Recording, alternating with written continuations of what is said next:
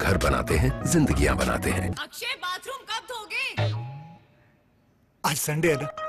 केश King Ayurvedic तेल जो बना है 16 खास आयुर्वेदिक तत्वों से, रखे मेरे बालों का ख्याल और बनाए उन्हें लंबा, काला और घना। Kesh King, the king of hair oil. Doctor Ortho, इतना असरदार कि अब दर्द भी घुटने टेकेगा। आज राहुल ने कांग्रेसियों से क्या कहा?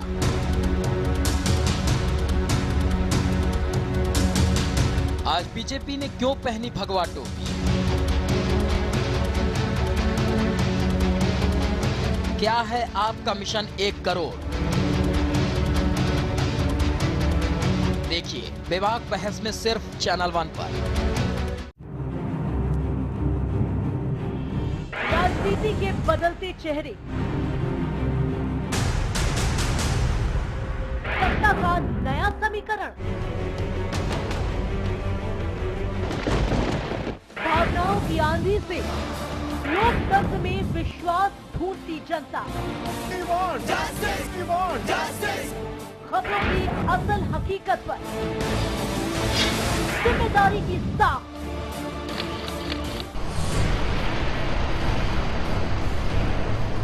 हर खबर है यहाँ खास, क्योंकि हर खबर पर है हमारी पैनी नजर। हम हैं चैनल 1 न्यूज, खबरों में एक कदम आगे।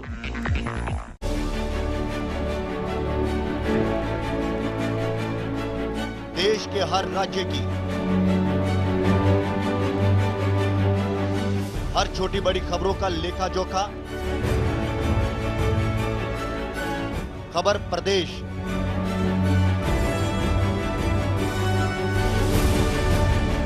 देखिए रोजाना शाम 7 बजे सिर्फ चैनल 1 न्यूज पर, खबरों में एक कदम आगे।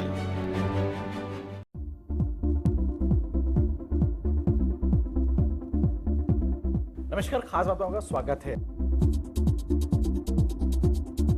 राष्ट्रीय अध्यक्ष जी का जो लास्ट डिसीजन है उसको तो मानना है ही सबको, और मानेंगे।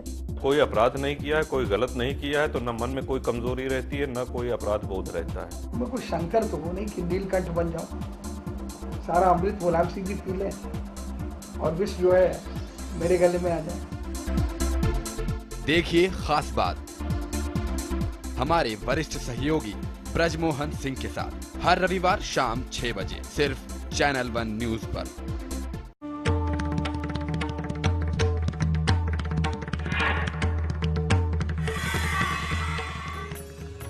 नए साल में कैसे बदलेंगे आपके सितारे? कैरियर में कैसे मिलेगी कामयाबी? कैसे चमकेगा आपका कारोबार? कैसी होगी आपके सितारों की चाल? बताएंगे पूरा हाल। देखिए किस्मत कनेक्शन मेरे साथ, रोज सुबह 9:30 बजे सिर्फ चैनल 1 पर। मिलिए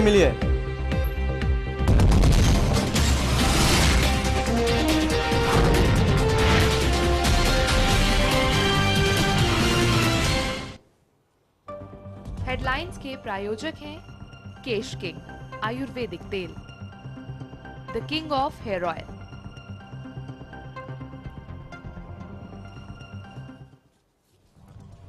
मिशन 2014 के लिए राहुल ने बनाया टिकट डिस्ट्रीब्यूशन प्लान। 2 बार हारे हुए प्रत्याशी को नहीं मिलेगा टिकट। इसके अलावा पिछले इलेक्शन में 1 लाख से कम वोट पाने वाले प्रत्याशी को भी नहीं मिलेगा टिकट।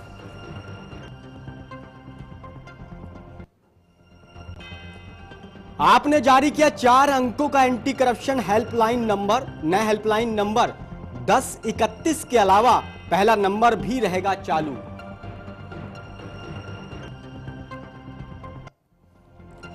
बीजेपी को भी सता रही है चुनाव की चिंता। बीजेपी संसदीय बोर्ड की बैठक, लोकसभा चुनाव पर आगे की रणनीति पर हुई चर्चा। आपके खिलाफ बीजेपी की मुहिम, टोपी का जवाब टोपी से देने की कोशिश। बीजेपी के वरिष्ठ नेताओं ने किया दिल्ली के राजघाट पर आपके खिलाफ प्रदर्शन।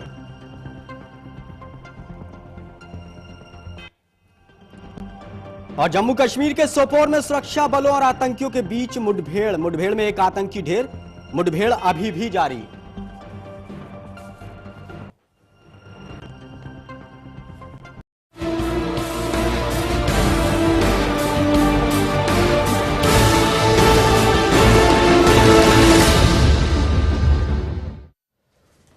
नमस्कार, बेबाक बहस में आपका स्वागत है। मैं हूं आपके साथ राजीव सिंह।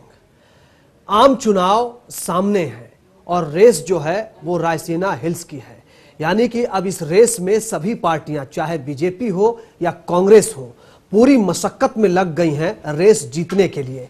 कांग्रेस अपने हाथ की लकीरों को धुंधली होने से बचा रही है, दोबारा भारत का भाग्य बदलना चाहती है। बीजेपी कीचड़ में कमल का नारा बुलंद कर रही है, उसे उम्मीद है कि कमल का फूल खिलेगा। लेकिन दूसरी तरफ एक तीसरा एंगल भी है इस बार। केजरीवाल अपने झाड़ू से इन सभी को साफ करना चाहते हैं।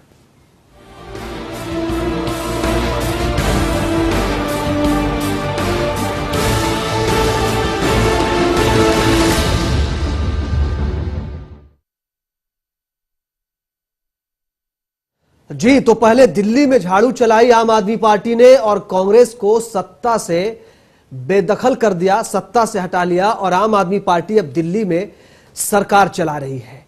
अरविंद केजरीवाल दिल्ली के मुख्यमंत्री बने। अब केजरीवाल दिल्ली के विकास के सहारे आम चुनाव जीतकर सदन में भारत का भाग्य बनाना चाहते हैं। इसके लिए उनकी तैयारियां भी जोर शोर पर है। देखिए ये रिपोर्ट, बातचीत करेंगे।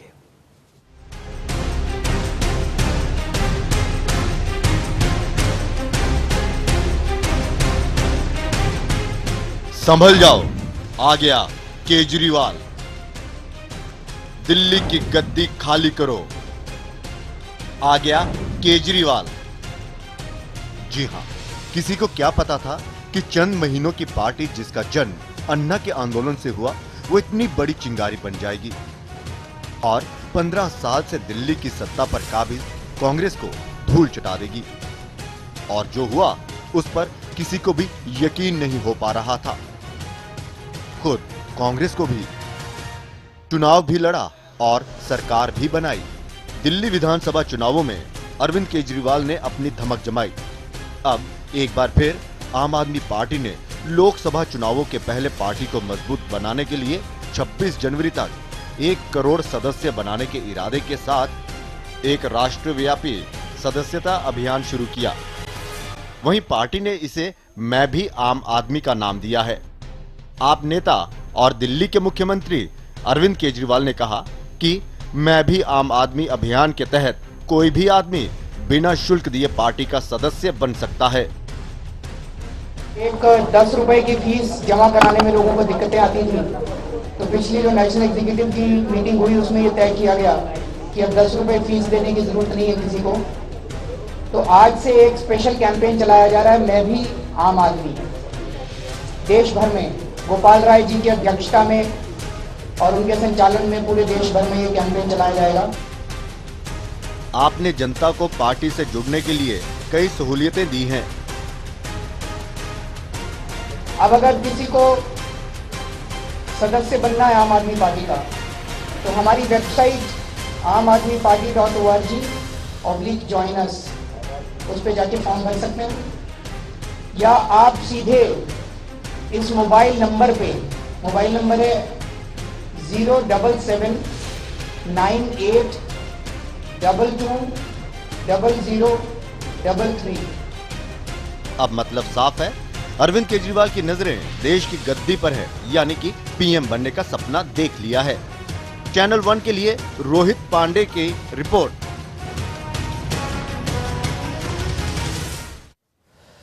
जी, तो रेस में कौन बाजी मारेगा, यह हालांकि बहुत जल्दबाजी का सवाल है, लेकिन जो तैयारियां हैं वो क्या कहती हैं। इन तैयारियों के मद्देनजर बीजेपी और कांग्रेस, साथ ही आम आदमी पार्टी किस स्थिति में है, इस पर बातचीत करने के लिए आज हमारे साथ बेहद खास मेहमान मौजूद हैं। हमारे साथ मुजफ्फर हुसैन साहब हैं, आम आदमी पार्टी के नेता स्टूडियो में।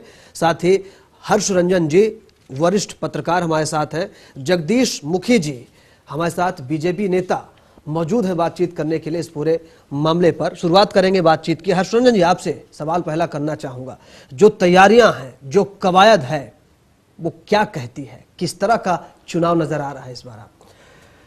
देखिए, इस बार सभी पार्टियां जो हैं कुल मिलाकर बड़ी पसोपेश की स्थिति में पड़ गई हैं कि अभी तैयारी करें तो कैसे करें। जी, वही मैं आपसे जानना चाह रहा हूं। और इसी पशुपेश की स्थिति में अभी पार्टियां तय नहीं कर पाई हैं कि वो करें तो क्या करें, कैसे करें तो करें। आप देखिए कि आपका असर तो बहुत जबरदस्त हुआ है, चाहे वो फिजिकल प्रेजेंस में आप देखें या मैकेनिकल तैयारियों में आप देखें। आज बीजेपी की जो एक विरोध प्रदर्शन रैली थी दिल्ली में, उसमें आपने गौर किया होगा कि सारे बीजेपी के नेता आपकी तरह का ही टोपी पहनने को विवश हुए जी है जी। बेशक उसका कलर अलग था और बीजेपी नेताओं ने ये जरूर कहा कि भाई टोपी पर किसी का भी हक अपना नहीं है, कोई भी टोपी पहन सकता है और जमाने से ये लोग टोपी पहनते रहे, बिल्कुल ठीक है। लेकिन अगर आज के दौर की बात करें तो ये प्रभाव जो है वो आपकी वजह से ही लगता है, जो फिजिकली देखने में मिल रहा है। ऐसा नहीं है कि भ्रष्टाचार विरोधी नंबर या घूस अगर कोई लेता है तो उसके लिए सजा का प्रावधान नहीं था, पहले भी था, सभी राज्यों में था। लेकिन जिस तरीके से अभी आप देख रहे होंगे कि राजस्थान में, मध्य प्रदेश में, छत्तीसगढ़ में उसका जोर शोर से प्रचार किया जा रहा है, यह साफ तौर पर दर्शाता है कि आप का असर जो है वो कांग्रेस पर भी है, बीजेपी पर भी है। अब कांग्रेस 16 तारीख का हमें इंतजार करना होगा कि प्रधानमंत्री पद के लिए किसको वो नामित करती है, घोषित करती है। उसी के हिसाब से बीजेपी भी अपनी फिर आगे की रणनीति तय करेगी। हालांकि बीजेपी प्रधानमंत्री के नाम की घोषणा कर चुकी है पहले, लेकिन अभी आपके उभार की वजह से दोनों पार्टियां अभी फाइनल क्या होगा ये तय नहीं कर पाई हैं। और एक बात से और मैं अंत करना चाहूंगा कि अरविंद केजरीवाल साहब ने, आपने देखा कि मैं भी आम आदमी के नाम से आज से जो कैंपेन चलाया कि हर कोई जुड़े, जो सदस्य बने, सदस्यता अभियान मुफ्त में चलाया, ये दरअसल इस बात की शुरुआत है। हमारे साथ बैठे हुए हैं आपके नेता, वो इस बात से इत्तेफाक जरूर रखेंगे कि जितने ज्यादा से ज्यादा लोग सदस्य होंगे वो पार्टी कार्यकर्ता तो होंगे ही, साथ में यह सुनिश्चित हो जाएगा कि वो एक वोटर भी है आपका और उससे संबंधित 4-5 लोग और वोटर हैं। चलिए, हमारे साथ बीजेपी के जगदीश मुखी जी हैं। इससे पहले हमारे साथ एक नई मेहमान बरखा सिंह जी जुड़ चुकी हैं, नेता कांग्रेस। बरखा जी, स्वागत है आपका, आपके पास मैं आऊंगा।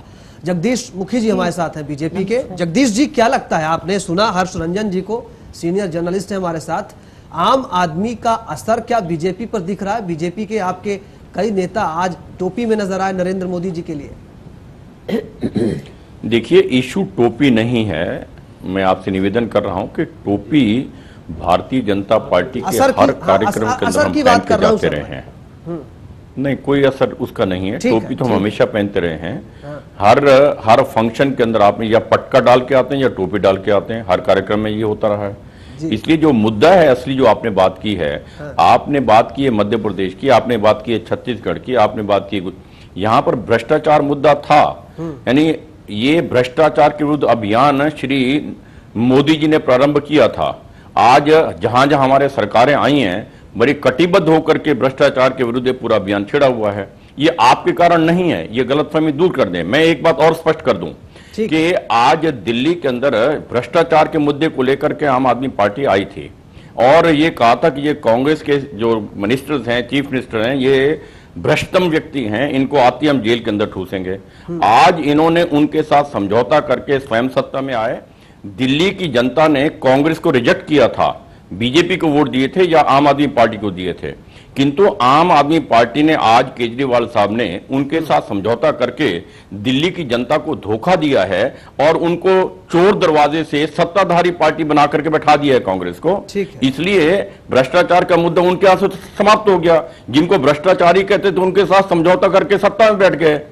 ये भ्रष्टाचार के खिलाफ बीजेपी ने हमेशा आवाज उठाई है और मोदी जी ने इसका आगे आकर के सारा नेतृत्व किया पूरे हिंदुस्तान के अंदर, और ये हमारा मुद्दा है और हर स्टेट के अंदर मुद्दा रहेगा।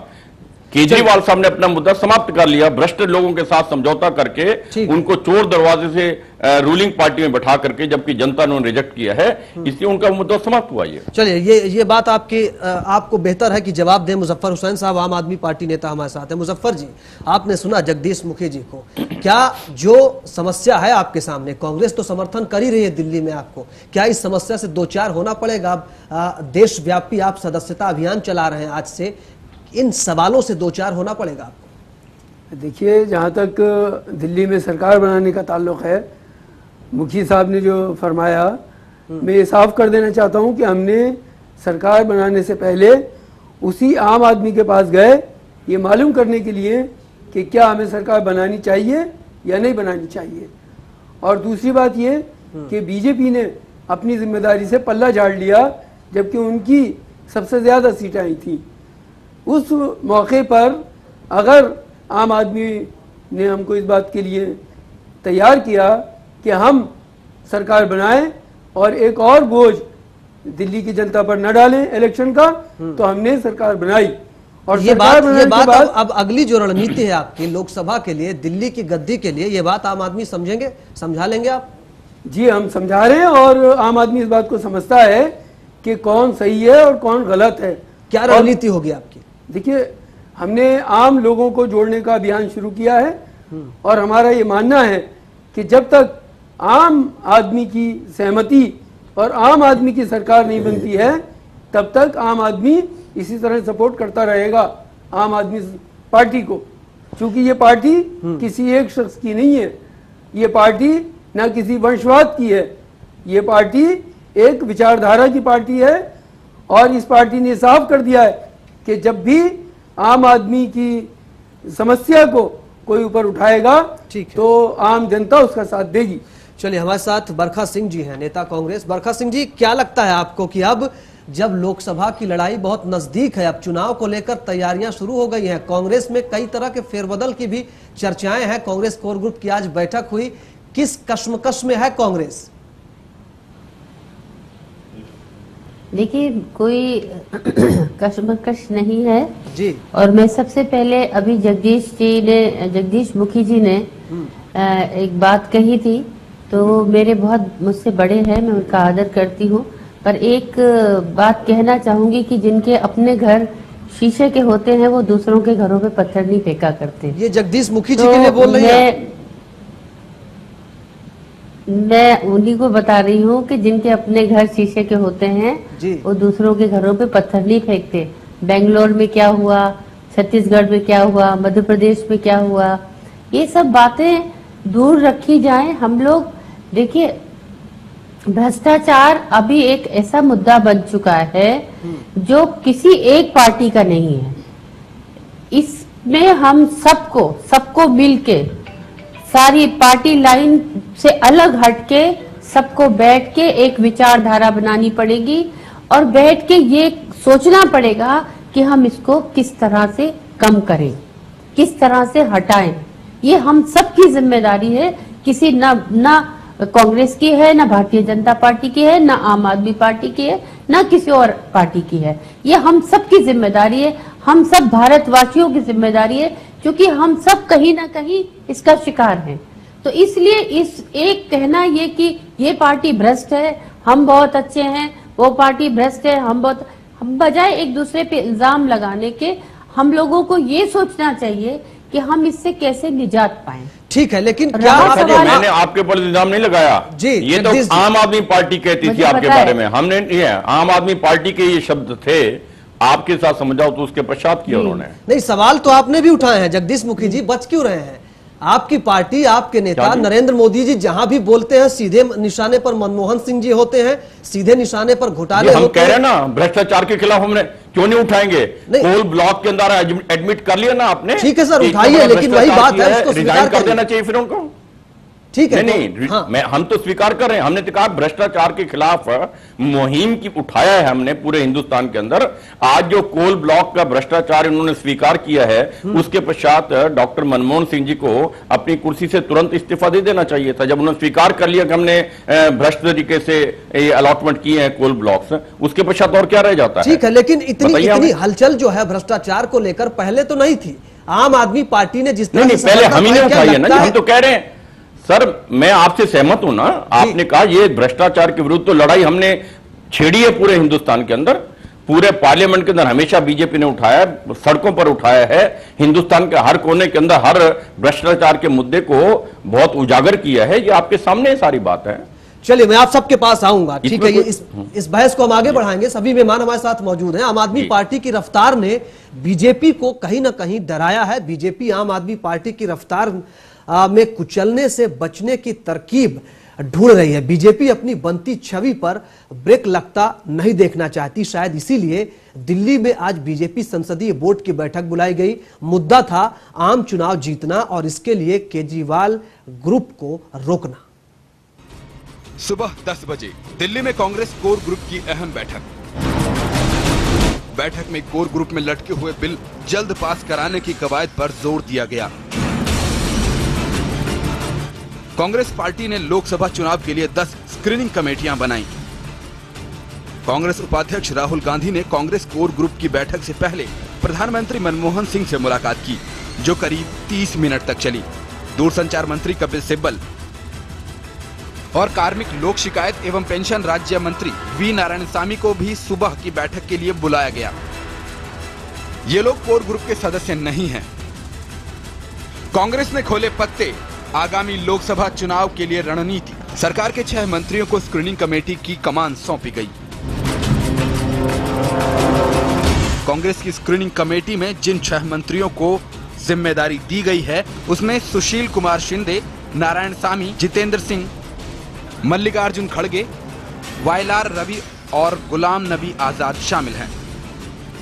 कांग्रेस पार्टी ने स्क्रीनिंग कमेटी में पूर्व रेल मंत्री पवन बंसल को भी बड़ी जिम्मेदारी का पद दिया है।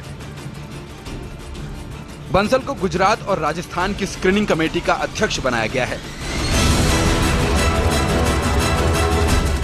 सुशील कुमार शिंदे को बिहार और पश्चिम बंगाल, वी नारायणसामी को पूरब के 7 राज्य, मल्लिकार्जुन खड़गे को महाराष्ट्र, मध्य प्रदेश और मुंबई, वायलार रवि को आंध्र, कर्नाटक और गोवा की जिम्मेदारी मिली है। तो वहीं गुलाम नबी आजाद को तमिलनाडु और केरल, जितेंद्र सिंह को यूपी की बड़ी जिम्मेदारी, पीसी चाको को दिल्ली, हरियाणा, पंजाब और चंडीगढ़, तो वहीं ऑस्कर फर्नांडिस को झारखंड, ओडिशा और छत्तीसगढ़ की जिम्मेदारी सौंपी गई है। News desk, channel 1। जी, तो कांग्रेस की जिस तरह से हम बात कर रहे हैं लगातार, हमारे साथ कांग्रेस नेता बरखा सिंह जी भी हैं, उनसे हम बातचीत करेंगे, उनसे सवाल पूछूंगा मैं, लेकिन उससे पहले हर्षरंजन जी आपके पास आना चाहूंगा। जिस तरह की कांग्रेस की रणनीतियों में फेरबदल देख रहे हैं, आज ये खबरें आई कि अब 2 बार लगातार हारने वाले को टिकट नहीं मिलेगा, या फिर बाकी जो बातें आई राहुल गांधी जी के हवाले से, कोर ग्रुप की बैठक हुई, उन सब में स्क्रीनिंग कमेटी का ऐलान हुआ। किस तरह से, क्या कांग्रेस ओवरहॉलिंग कर रही है बाकी अब आगे की रणनीति को देखते हो? बिल्कुल आपने सही आकलन किया है। कांग्रेस बहुत ही ज़बरदस्त तरीके से आकलन कर रही है, और जो स्क्रीनिंग कमेटी आज बनाई गई है, जिस तरह से आप उसमें देखिए, गुलाम नबी आज़ाद साहब एक बड़े ही मंझे हुए नेता हैं, तमिलनाडु और केरल की जिम्मेदारी मिली है। पवन बंसल जी जो अभी हाल फिलहाल रेल मंत्रालय से अलग थलग पड़े हुए थे, पार्टी का अंदरूनी काम कर रहे थे, कार्यकर्ताओं के स्तर पर काम कर रहे थे, उन्हें राजस्थान और गुजरात की जिम्मेदारी दी गई है। और ये बड़ा अहम है, क्योंकि राजस्थान और गुजरात 2 ऐसे अभी राज्य हैं जहां बीजेपी बहुत ही सक्रिय है, और उसकी जड़ें, बीजेपी की जड़ें जो हैं बहुत ही गहरी जमी हुई हैं। तो वहां किस तरीके के उम्मीदवार चुनाव में उतारे जाएं, किस तरीके के नहीं किए जाएं, कांग्रेस में लगातार होता रहा है। पिछले अगर आप 2-3 चुनावों पर आकलन करें, गौर करें, तो आपको लगेगा कि जो कांग्रेस के स्टेट नहीं रहे, जहां कांग्रेस मान के चल रही थी कि यहां हम हारेंगे, वहां प्रत्याशी चुनने में थोड़ी बहुत ढिलाई भी बरत दी जाती थी। दूसरी तमाम चीजों को नजरअंदाज कर दिया जाता था। कैंडिडेट सिर्फ उतारना है इसलिए उतार दिए जाते थे। लेकिन इस बार अभी से ही ये लग रहा है, राहुल गांधी जी की पहल के बाद, आज की बैठक के बाद, कि नहीं, अगर जो नेता, फिर यहां मैं वही बात कहना चाहूंगा कि यहां भी कहीं ना कहीं से आपका असर, आम आदमी पार्टी का असर, आम आदमी का बुखार जो कहिए, वो लोगों को प्रभावित कर रहा है, प्रेरित कर रहा है। हमारे साथ बैठे जगदीश मुखी साहब बहुत ही वरिष्ठ नेता हैं भारतीय जनता पार्टी के, बरखा सिंह जी कांग्रेस की, ये माने या न माने कि आपका असर आया है उनकी सोच में, उनके काम करने के तरीके में, और पूरी जिस तरीके से राजनीति होती रही है अब तक। ठीक है, एक सवाल यहां पर मैं आपसे ये जरूर करना चाहूंगा कि पवन बंसल जी को स्क्रीनिंग कमेटी में रखा गया है, स्क्रीनिंग कमेटी का सदस्य बनाया गया है, जिस तरह से उसको क्या लगता है? भ्रष्टाचार की बात होती है, ठीक है, आरोप क्या है वो है, जो है वो अदालत का मसला है, दोषी होंगे नहीं होंगे वो बात की बात है, लेकिन कम से कम आरोप है उन पर। कहीं ना कहीं करप्शन को लेकर के, तो जब करप्शन की बात होती है तो फिर इन चीजों से पार्टियां कैसे बचेंगी? देखिए, राहुल गांधी एक तरफ कह रहे हैं कि ठीक है, करप्शन एक गंभीर मुद्दा है, उसको उस पर पार्टी विचार कर रही है। देखिए, ये जवाब मैं बरखा सिंह जी से चाहूंगा, लेकिन उनसे मैं सवाल करूंगा, आपका आकलन क्या कहता है? ये चीजें क्या दोहरी नीति नहीं दिखाती हैं? लेकिन ये है, एक तरीके से आप कह सकते हैं, लेकिन ये पार्टी का अंदरूनी मामला है। स्क्रीनिंग कमेटी में वो तय करेंगे कि कौन उम्मीदवार हो और कौन नहीं हो। और अगर पवन बंसल जी का आप राजनीतिक इतिहास देखें तो वो बड़े मजे हुए राजनीतिक कार्यकर्ता रहे हैं, कांग्रेस के बहुत ही पुराने हैं, और शायद पार्टी को उन पर भरोसा है कि ये वैसे उम्मीदवार चुन के ला सकते हैं। देखिए, कई बार ये होता है कि किसने जनता के साथ अपना जुड़ाव किस हद तक कायम रखा है, कौन सफल हो सकता है। चुनाव में पैसे भी लगते हैं और वोट कौन कितना ले आ सकता है, वहां जातिगत समीकरण क्या है। शायद हो सकता है कि कांग्रेस को ऐसा लग रहा हो कि पवन बंसल जी इन 2 बीजेपी शासित राज्यों में बेहतर तरीके से कैंडिडेट्स का चुनाव कर पाएंगे, लेकिन आपकी बात बिल्कुल सही है। ठीक है, ये बरखा सिंह जी हमारे साथ हैं, नेता कांग्रेस। बरखा सिंह जी, सवाल एक उठ रहा है कि स्क्रीनिंग कमेटी में पवन बंसल जी को रखा गया है, वो उम्मीदवारों का चयन करने में एक अहम भूमिका उनकी होगी। जब करप्शन की बात होती है तो लगता है आपको कि पार्टी जो डैमेज कंट्रोल करने में जुटी हुई है, इन सब से एक गलत संदेश फिर से जाएगा? देखिए, पहली चीज तो ये कि उनका केस जो है वो कोर्ट में चल रहा है। हाँ बिल्कुल, अभी दोषी है नहीं है ये कोर्ट डिसाइड करेगी, लेकिन वो उनको जो मेंबर बनाया गया है, जो जिम्मेदारी सौंपी गई है, वो एक आज के नहीं बहुत पुराने पार्टी के सदस्य हैं, पुराने नेता हैं। जैसे कि अभी आपने कहा मजे हुए नेता हैं, और आज तक ऐसा कभी कोई भी आरोप उनके ऊपर साबित हुआ नहीं।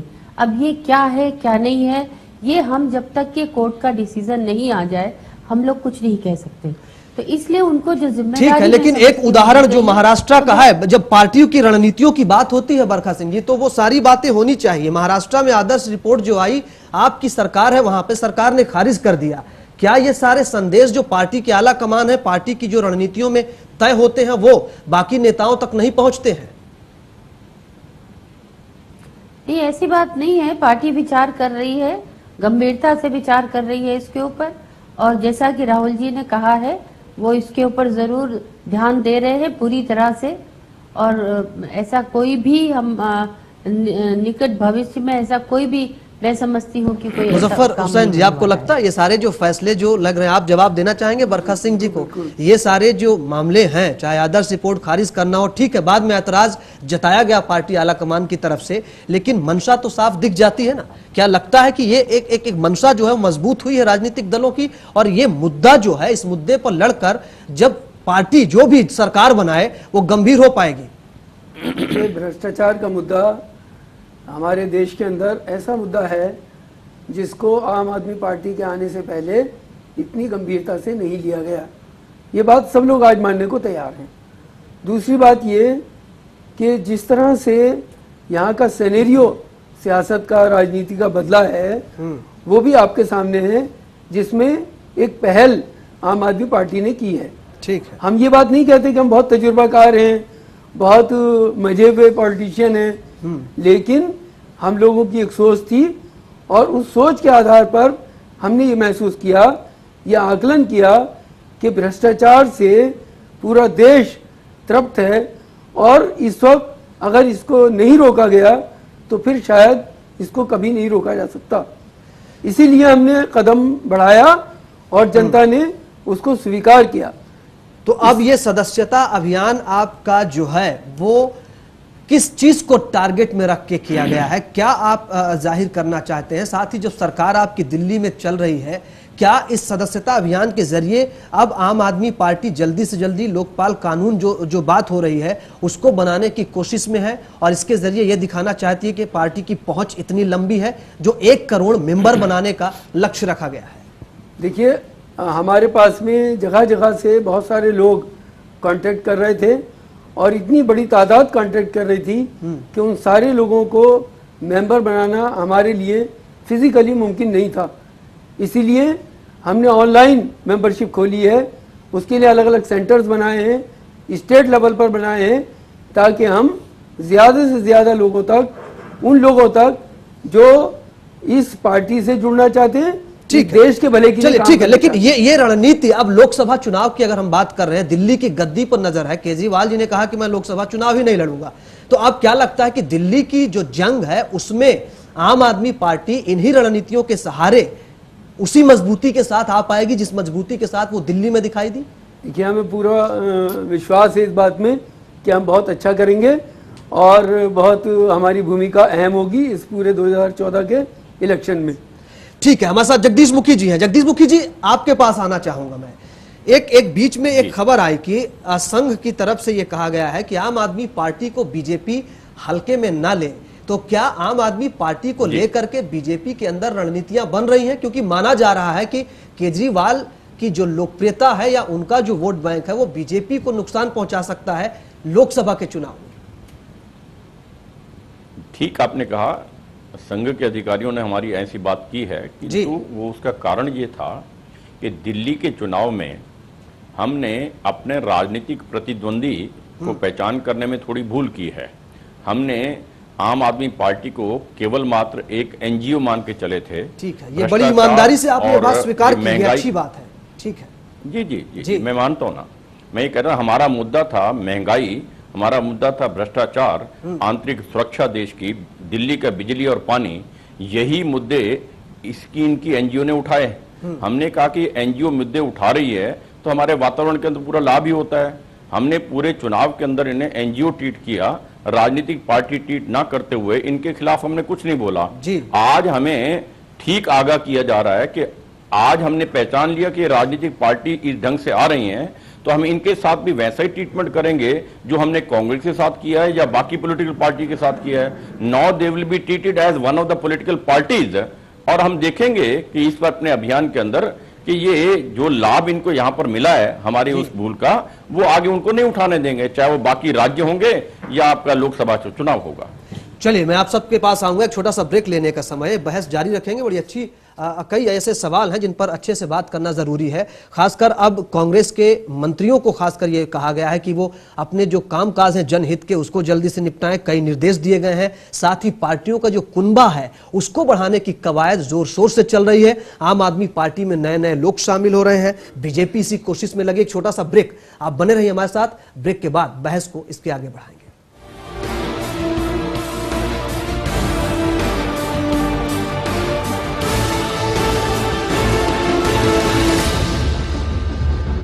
ऐसा घर आपने नहीं देखा होगा, संभाल के पोछा मारा अभी। आइए, वो भाई साहब ये देखिए हॉल, ये देखिए चिल्ड्रंस रूम, देखिए कितना बड़ा है। आपके बच्चे खेलते खेलते थक जाएंगे। हो गया, मजे ले लिए। आइए, और ये है बेडरूम, इसकी खिड़की से तारे दिखते हैं, तारे। आपको क्या लगा प्रॉपर्टी डीलर हूँ? अरे आपको अपना घर दिखा रहा था। पर्ल्स इंफ्रास्ट्रक्चर, हम जानते हैं कि घर अरमान, उम्मीदों और सपनों का बना होता है, तभी तो हम घर बनाते हैं, जिंदगियां बनाते हैं। अक्षय, बाथरूम कब धोगे? आज संडे है ना। डॉक्टर ऑर्थो, इतना असरदार कि अब दर्द भी।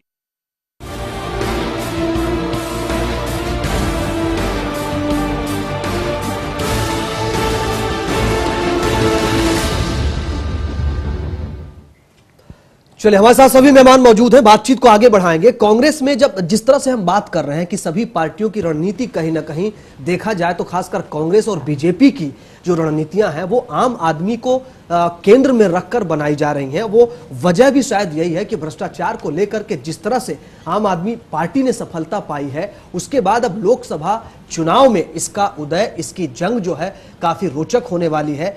अब जिस तरह से मैं आपके पास आना चाहूंगा हर्षरंजन जी, कांग्रेस के अंदर यह भी कहा गया है कि मंत्रालय में जो कामकाज लंबित हैं, जनहित के जो मामले हैं उनको जल्दी से जल्दी निपटाया जाए।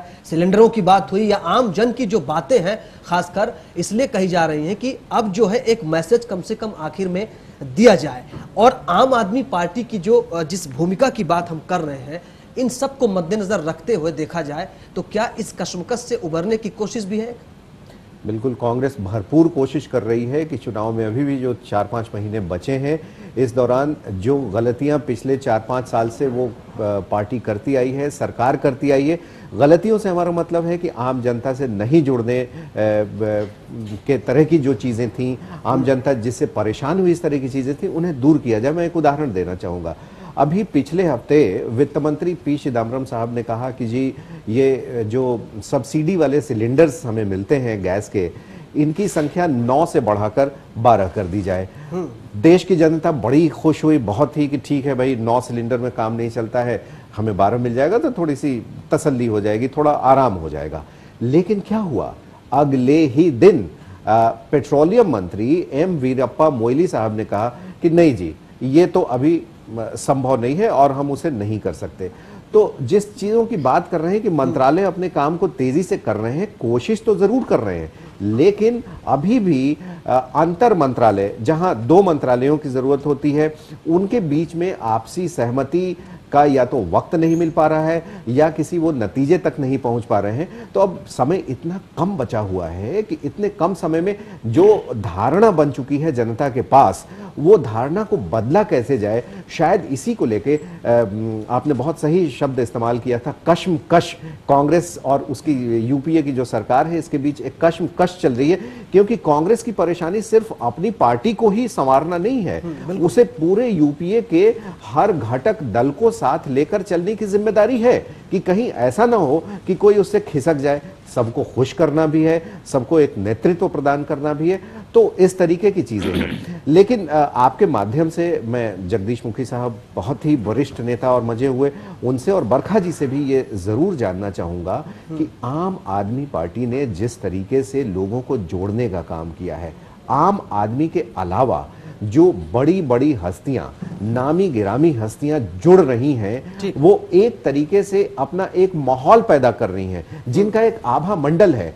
कोई बहुत बड़ी बड़ी आईटी कंपनी छोड़ के आ रहा है, देश में वैसे लोग ज्वाइन कर रहे हैं जो हमारी बिरादरी से हैं, पत्रकार बिरादरी से हैं, संपादक और चैनल हेड लोग हैं, वो कर रहे हैं ज्वाइन।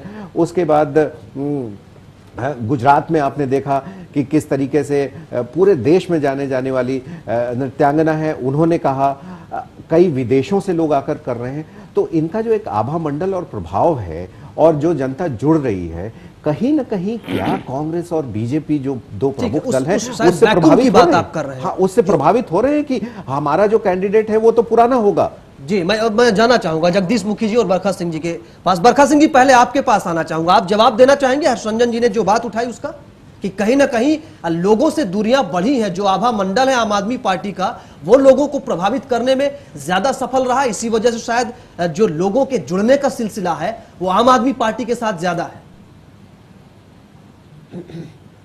देखिए, ऐसा है कि जो भी पार्टियां जी आंदोलन के रूप में आई हैं इस देश में, आप जयप्रकाश नारायण जी से उठाइए, एक समय में आंदोलन हुआ था, बहुत जोरों में चला था, उसका अंत क्या हुआ? उसके बाद जनता दल आई, आंदोलन के रूप में क्या हुआ?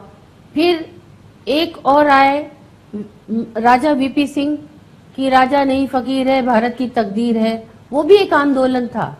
तो आंदोलन के रूप में जितनी भी लोग आए हैं या सरकारें आई हैं, उनका अंत क्या हुआ है, ये सब इस देश को सबको पता है। तो बरखा जी, मैं तो बहुत छोटी हूँ जी। बरखा जी, बस यही रोकते हुए आपसे एक सवाल ये जरूर करना चाहूंगा।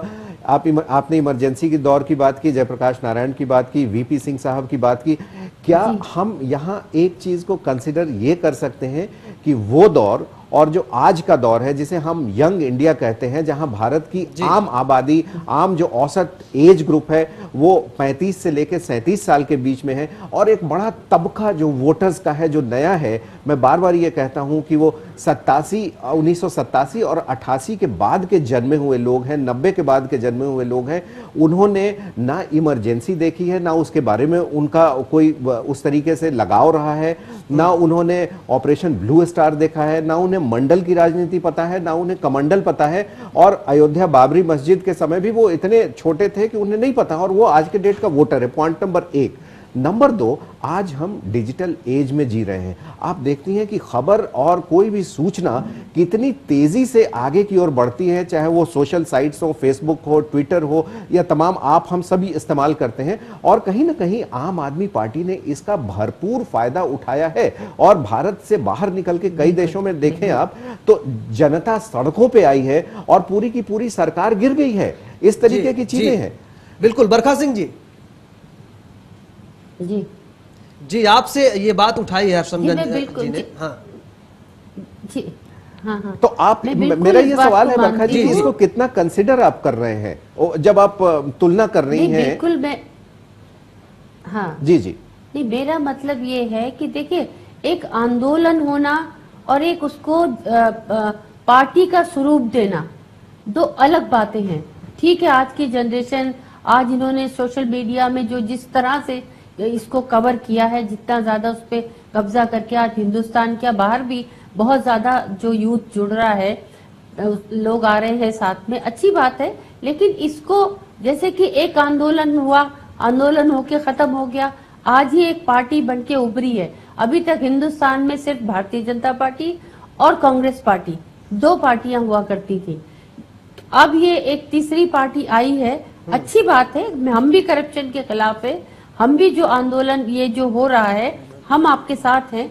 हम भी चाहते, जो नया यूथ आया, जनरेशन आई है, जो आप कर रहे हैं, ठीक, हम इसके ठीक है। नहीं, मैं मुजफ्फर हुसैन साहब के पास जाऊं उससे पहले एक सवाल मैं आपसे लेना चाहूंगा यहाँ पर कि ठीक है, आंदोलन की जिन पार्टियों की आप बात कर रही हैं, उन्होंने बहुत अच्छा काम न किया हो या बहुत उदाहरण लंबे समय तक न बनाए रखा हो उसका, ये बात ठीक है। लेकिन कांग्रेस को नुकसान तो इससे हुआ है, जो क्षेत्रीय पार्टियां हैं उनका उदय हुआ है। कांग्रेस यहां तक आ गई है कि गठबंधन सरकार कांग्रेस को भी बनानी पड़ गई, जो कांग्रेस पहले इन चीजों से इनकार करती रही है। तो क्या अब लगता है आपको कांग्रेस फिर इसी इंतजार में बैठी है कि रहने दो, समय के साथ ये सब फिर खत्म हो जाएंगे, हमारा दबदबा वैसे ही बना रहेगा?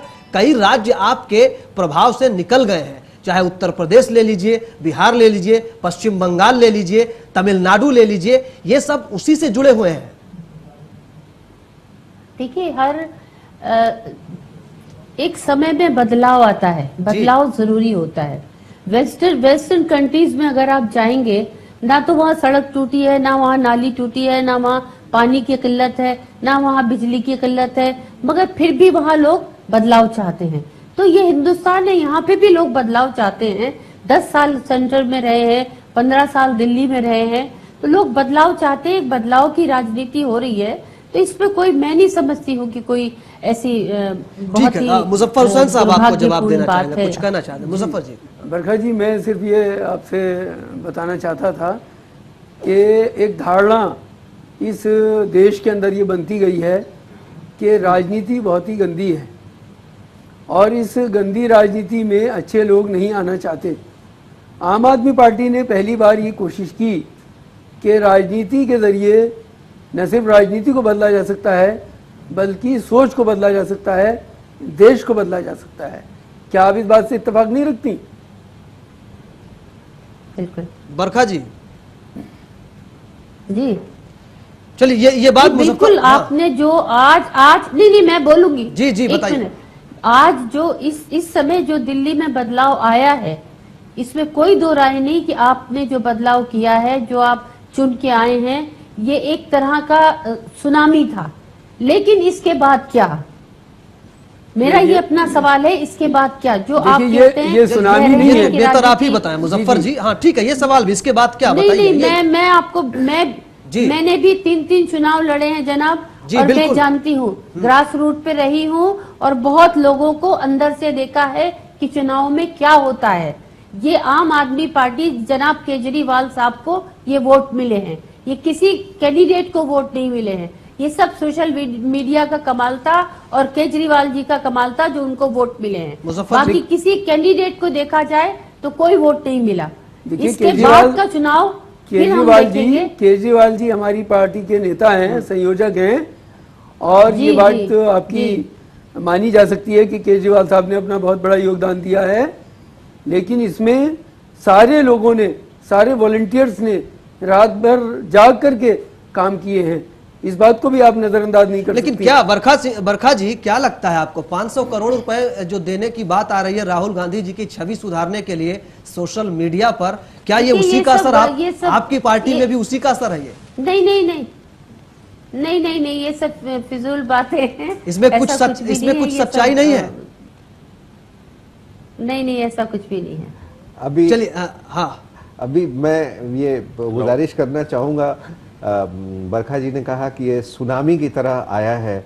अब जी जल्दी से मैं जगदीश जी के पास जाना चाहूंगा। लोकसभा चुनावों के बाद ही ये पता चल पाएगा कि ये दरअसल सुनामी थी या कोई बसंती बयार थी जिसमें कांग्रेस भी साथ बह गई है।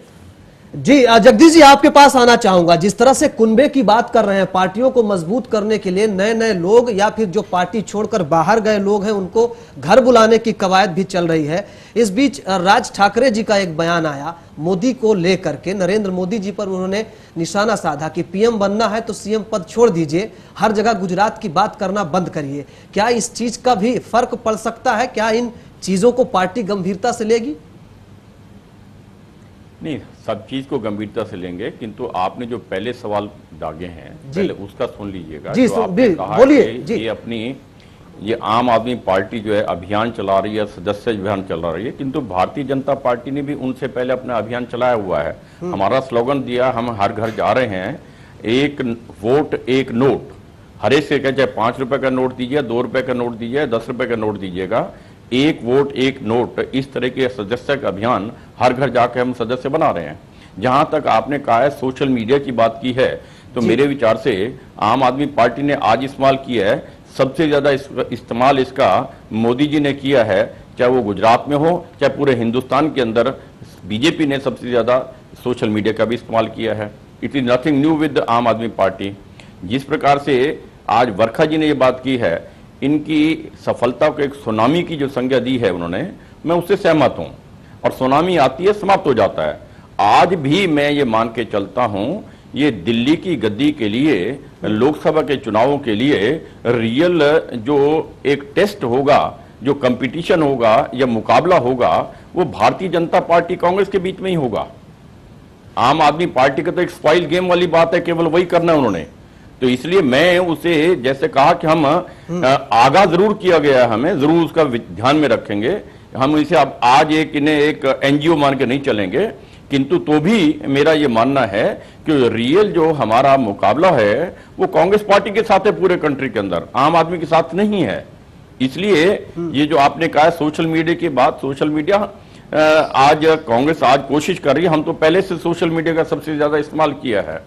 और हमारी जो आज कांग्रेस की, आम आदमी पार्टी की दिल्ली की सफलता को देख करके आप ये सारी बात कर रहे हैं। सफलता में ये मत भूलिएगा, भारतीय जनता पार्टी को जितने कांग्रेस के लोग 8 रह गए हैं, लोएस्ट नंबर रहा है, हमारा तो 8 और बड़े हैं। पिछले साल हमारे 23 नंबर थे, आज 11 बढ़ के 32 हुए हैं।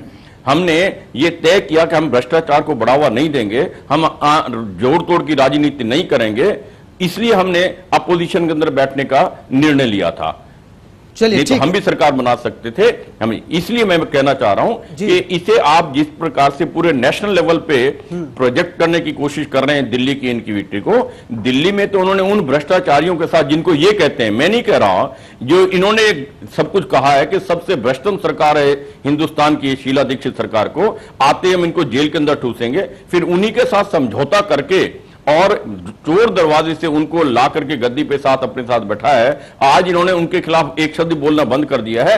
आफ्टर ऑल इसका असर पूरे देश के अंदर आएगा। जिस प्रकार से भ्रष्टाचार के विरुद्ध बात करते हैं, यानी इनके करनी और कथनी के अंदर बहुत ज्यादा अंतर है, ये आपके सामने स्पष्ट हो जाता है। जवाब देंगे? मैं आपसे ये अर्ज करूंगा कि आपने अरविंद का कल का बयान शायद नहीं देखा, अरविंद जी का। कल उन्होंने इस बात को क्लियर कर दिया है कि हमने बहुत सारे लोगों की इंक्वायरी कर रहे हैं और जो भी उसमें दोषी पाए जाएंगे उनके खिलाफ कार्रवाई होगी। आज के तमाम अखबारों में वो कवर, ठीक है, कार्रवाई का मसला अलग है, लेकिन जो बात जगदीश जी कर रहे हैं वो मसला अलग है। उसमें पॉलिटिकल लीडर्स की बात और नीति की बात, लोगों की बात भी कही गई है। ऐसा नहीं कहा है कि मैं निवेदन ये कर रहा हूं कि इन्होंने एफआईआर दर्ज कराई थी, केजरीवाल साहब ने एफआईआर दर्ज कराई थी, सारे फैक्ट्स इनके पास हैं, और उस एफआईआर के ऊपर कार्रवाई क्यों नहीं करते? आज इंक्वायरी की क्या जरूरत पड़ गई? जब आपने सोच समझ के एफआईआर दर्ज कराई थी, आप उसे कार्रवाई करें ना, आपके अधिकार क्षेत्र में है, आपकी अपनी एफआईआर है, आप मुख्यमंत्री दिल्ली के बने हैं, आप उनके ऊपर कार्रवाई करें ना। हर्षरंजन जी, आप इस मसले पे मैं आपसे जानना चाहूंगा, क्या लगता है कि आम आदमी पार्टी वास्तव में जिन मुद्दों के आधार पे आई थी, ये बातें तो कही गई थी चुनाव से पहले, अब जब लोकसभा चुनाव की तैयारियों में है, अब जब जंग में कूद चुकी है आम आदमी पार्टी, दिल्ली की गद्दी पर अब नजर है आम आदमी पार्टी की कहीं ना कहीं, तो क्या इन सारे मुद्दों को लोगों को समझा पाएंगे चाहे वो मंत्रियों को जेल भेजने की बात हो, शीला जी के खिलाफ कार्रवाई करने की बात हो, या फिर बाकी अधिकारियों के खिलाफ काम करने की कार्रवाई करने की बात हो, और अब तक का सरकार का जो काम रहा है, क्या इस पर तौली जाएगी आम आदमी पार्टी? अभी थोड़ा सा प्री मैच्योर होगा कुछ कहना। अगर अरविंद केजरीवाल जी के पिछले 10-12 दिन के कामकाज का हम आकलन करें और उसे एक बहुत ही संतुलित तरीके से कहा जाए, तो पहले जो 2 काम उन्होंने किए, बिजली के दामों को कम करना और मुफ्त पानी देने का, ये एक लोक लुभावन काम था जो कि उन्हें करना ही था ताकि आम जनता ये समझ पाए कि ठीक है वो कर रहे हैं। तीसरा जो सबसे महत्वपूर्ण काम ये हुआ कि कई सैकड़ों की संख्या में तबादले हुए दिल्ली में, और सच पूछा जाए तो सरकारी नौकरियों में जो कर्मचारी एक जगह कई सालों से, दशकों से अगर अटके पड़े रहते हैं तो वो भ्रष्टाचार को एक तरीके से बढ़ावा मिलता है। इसी वजह से ऐसे नियम कानून सरकारी नौकरियों में पहले बनाए गए थे कि 2 या 3 वर्षों में तबादला हो जाएगा। इससे क्या होता है कि कर्मचारी में कॉम्प्लिसेंसी नहीं आती है। तो एक ये तीसरा काम किया उन्होंने। उसके बाद भ्रष्टाचार विरोध के लिए, घूस के विरोध के लिए एक नंबर खोला है। अब क्या है कि ये इनका भी लिटमस टेस्ट है, इतना तो आपको मानना पड़ेगा, क्योंकि कहीं ना कहीं ऐसा नहीं है कि कांग्रेस जिसने इतने साल सरकार चलाई, बीजेपी जो एक इतनी अनुभवी पार्टी है, अगर वो कुछ कह रही है तो उसको सीधे तौर पर दरकिनार कर दिया जाए। अनुभव कहीं ना कहीं तो काम आता है, तो हम उनकी बात को पूरी तरह दरकिनार नहीं कर सकते, लेकिन अगले 1-1.5 महीने में ये देखना होगा और जनता ही ये बताएगी। डिजिटल एज अगर पॉजिटिव चीजों के लिए है तो वो निगेटिविटी भी उतनी जल्दी फैलती है। अगर लोगों के बिजली और पानी के दाम कम नहीं हुए, आम लोगों को उससे फायदा नहीं मिला, 666 लीटर के बदले अगर किसी ने 670 लीटर पानी इस्तेमाल किया और पूरे का बिल दे रहा हो, तो ये मसले आएंगे, ये फैलने में बहुत समय नहीं लगेगा। और ये भी संभव नहीं है कि एक मुख्यमंत्री बैठकर रोज प्रेस को संबोधित करे और रोज प्रेस लुभावन बात करे, मंत्री हो या मुख्यमंत्री हो, जैसा कि पिछले 10 दिन में देख रहे हैं। क्योंकि जिस तरीके की जिम्मेदारी मुख्यमंत्रियों की या मंत्रियों की होती है, उसमें उनके पास वाकई वक्त बहुत कम होता है प्रेस से मिलने का। तो 1-1.5 महीने का हम समय देके इनको देख ले, दूध का दूध और पानी का पानी खुद हो जाएगा। यही बहुत ही सुंदर चीज है आज की डिजिटल दुनिया की, जो कुछ चीज छिपी नहीं रही, छिपी नहीं है, सब कुछ खुली हुई है। बरखा जी, एक बात यहाँ पर और उठ रही है, जिस तरह से अब पीएम प्रत्याशी घोषित करने का एक जो रिवाज चल पड़ा है, बीजेपी ने कर दिया है, क्या कांग्रेस के अंदर जो बातें उठ रही हैं उनमें कितनी सच्चाई है? क्या राहुल गांधी जी को पीएम कैंडिडेट घोषित करने पर कवायद चल रही है? और 17 जनवरी को जो बैठक होने वाली है कांग्रेस की, उसमें क्या इस पर गंभीर विचार होगा? क्या ये ऐलान हो सकता है? इस पर भी कांग्रेस के अंदर चर्चा हो रही है। देखिए, ये हमारी पार्टी का अंदरूनी मामला है। पार्टी का अधिवेशन हो रहा है, वहाँ पे और भी तमाम विषयों पे चर्चा होगी, लेकिन अभी इस बात को कहना मैं समझती हूँ बहुत जल्दी होगी। अभी ऐसी कोई धारणा नहीं है। जी, लेकिन चुनाव के मद्देनजर क्या लगता है कि पीएम कैंडिडेट घोषित करना जरूरी है और बहुत अहम है, जिस तरह से माहौल बना हुआ है पार्टी के खिलाफ? देखिए, ऐसा नहीं है। हमारी पार्टी ने कभी भी पहले से पीएम या सीएम डिक्लेयर नहीं किया, तो इसलिए जब जो माहौल जैसा आएगा तब वैसा देखा जाएगा। ऐसा कोई 17 तारीख को आपके कई नेताओं ने ये मांग भी की है, चिदम्बरम जी ने भी ये बात कही है कि पीएम कैंडिडेट घोषित करना चाहिए पार्टी को, और इससे जो है वो पार्टी को फायदा मिल सकता है, पार्टी की छवि जो है एक नेता के सहारे सुधारी जा सकती है। देखिए, वो सबकी अपनी निजी राय है, हर आदमी अपनी मर्जी का मालिक होता है, कोई अपनी अपनी राय लोग देते रहते हैं। उसके लिए ये नहीं कि पार्टी कोई जिम्मेदार होगी, उनकी अपनी निजी राय है। चलिए, उनकी निजी राय है, लेकिन हर्षरंजन जी, आप किस तरह से देखते हैं कि पीएम कैंडिडेट घोषित करना कितना अहम होगा? अब देखा जाए, बीजेपी ने तो ठीक है, उसने तो पहले ही खुले तौर पर ऐलान कर दिया, लेकिन अब आम आदमी पार्टी भी इससे बचती नजर आ रही है। अरविंद केजरीवाल जी कह रहे हैं मैं लोकसभा चुनाव नहीं लड़ूंगा, और पीएम कैंडिडेट पर चर्चा जो है वो बाद में होगी। कांग्रेस का भी वही हाल है। ये कितना अहम है आप देखें दिल्ली के चुनाव के हिसाब से? देखिए, आम आदमी पार्टी तो अभी नई पार्टी है, लोग जुड़ रहे हैं। अगर वो पीएम कैंडिडेट पे अभी फैसला नहीं कर पा रही है तो वो थोड़ी देर के लिए क्षम्य है। लेकिन कांग्रेस में 3 दृश्य मैं आपके सामने रखना चाहूँगा। पहला दृश्य वो जिस दिन दिल्ली में कांग्रेस की हार हुई थी और अपनी हार मानने सोनिया गांधी जी और राहुल गांधी जी प्रेस से मिल रहे थे। उस दिन सोनिया जी ने ये कहा था कि जल्दी ही और जैसे ही राइट मोमेंट होगा जी कांग्रेस अपने प्रधानमंत्री पद के उम्मीदवार का ऐलान करेगी। जी, अगर आपने चिदम्बरम साहब की बात की, चिदम्बरम साहब ने यह भी मांग की और जोरदार तरीके से मांग की। बरखा जी ने बताया कि वो उनकी निजी धारणा है। अगर सोनिया जी की धारणा भी निजी धारणा है, पार्टी की धारणा है, तब तो मैं कुछ नहीं कह सकता, लेकिन खुद उन्होंने ये कहा था कि सही वक्त पर प्रधानमंत्री का उम्मीदवार के नाम की घोषणा की जाएगी। इसके बाद लगातार कांग्रेस में ये बात उठती रही कि 16 और 17 जनवरी को प्रधानमंत्री पद के उम्मीदवार की घोषणा की जाएगी। प्रधानमंत्री मनमोहन सिंह जी के प्रेस कॉन्फ्रेंस जो मीडिया से 3 जनवरी को मिले, उसके पहले भी ये चर्चा उठी थी। लेकिन तीसरा परिदृश्य ये है कि 2 दिन पहले अगर आप दिग्विजय सिंह का बयान सुने तो उन्होंने वही बात कही जो आज बरखा जी अभी कह रही हैं, थोड़ा सा स्टैंड को बदलते हुए, हल्का सा यू टर्न लेते हुए ये कि भाई कांग्रेस में ये परंपरा रही है कि कभी भी चुनाव से पहले प्रधानमंत्री पद का उम्मीदवार या मुख्यमंत्री पद का उम्मीदवार घोषित नहीं किया गया है और ये विधायक या सांसद ये तय करते हैं कि कौन उनके दल का नेता होगा। लेकिन इसके पीछे पर्दे की कहानी ये है कि पिछले 30-35 सालों में कांग्रेस की सरकार जहां जहां रही है, राज्यों की बात मैं कर रहा हूं, वहां मुख्यमंत्री सिर्फ हाई कमान के निर्देश पे बैठा दिए जाते थे और विधायकों की उसमें सहमति सिर्फ एक मुहर लगाने से ज्यादा नहीं होती थी। लेकिन आज अब जो दौर है, जिस दौर से हम गुजर रहे हैं, ऐसे में मुझे नहीं लगता कि कांग्रेस बिना प्रधानमंत्री पद के उम्मीदवार का नाम घोषित किए लोकसभा चुनाव में उतर पाएगी, क्योंकि अब ये सिर्फ उसका अंदरूनी मामला नहीं है, गठजोड़ की राजनीति है और हम कांग्रेस का मतलब हमें यूपीए समझना बिल्कुल। मुजफ्फर जी, आपसे ये सवाल आखिरी सवाल आपसे करना चाहूंगा, समय की कमी है। आपने जो मुद्दे रखे हैं, अब लोकसभा चुनाव में आप जा रहे हैं, आपको क्या लगता है आपके पास और क्या मुद्दे होंगे राष्ट्रीय स्तर पर, विदेश नीति के स्तर पर? प्रशांत भूषण जी के बयान पर बवाल मच जाता है, क्या लगता है कि कुछ रणनीतियां बनाई गई मुद्दों के आधार पर, आपकी नीतियों के आधार पर? देखिए, पॉलिटिकल अफेयर कमेटी हमारी है जो इस पर मंथन कर रही है और हमने पहले दिन से ये ऐलान किया है कि एक मैनिफेस्टो पूरे देश के लेवल का होगा। नहीं, अब जब बाहर निकलेंगे आप तो तमाम मुद्दों से लड़ना पड़ेगा आपको आरक्षण का मामला है या फिर तमाम अलग क्षेत्रीय मुद्दे हैं, अलग अलग राज्यों के अलग अलग मसले हैं, उन सब पे विचार किया उस पर पूरा विचार चल रहा है और पॉलिटिकल अफेयर कमेटी उस पर पूरी मंथन कर रही है कि क्या क्या चीजें हम लाएंगे।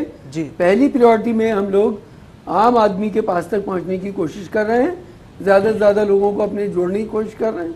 उसके लिए डिस्ट्रिक्ट लेवल की यूनिट्स बनाई जा रही हैं, तहसील लेवल की यूनिट्स, गांव लेवल की यूनिट्स, ब्लॉक लेवल की यूनिट्स।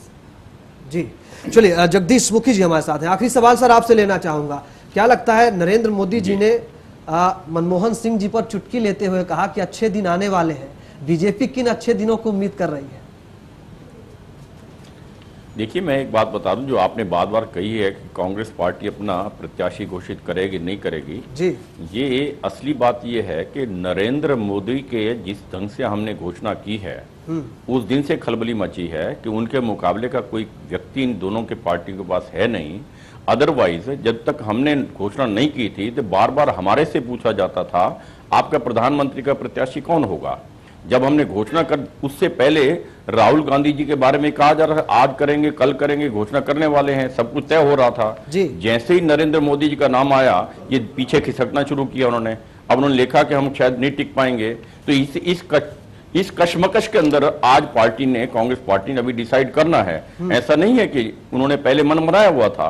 नरेंद्र मोदी जी की पर्सनैलिटी के बारे सामने आज उसके मुकाबले का कोई व्यक्ति उनको ढूंढने के अंदर समय लग रहा है, मुझे ये नजर आता है। ऐसा नहीं कि वो डिसाइड करना नहीं चाहते, उनके सामने ये समस्या है, उसका समाधान ढूंढ रहे हैं। चलिए, बहुत शुक्रिया आप सभी मेहमानों का हमारी बहस में हिस्सा लेने के लिए। बेबाक बहस में फिलहाल इतना ही। क्या कुछ मसले होंगे और क्या कुछ तस्वीर होगी, ये समय के साथ ही पता चलेगा। बेबाक बहस में इतना ही। देखते रहिए चैनल वन न्यूज़।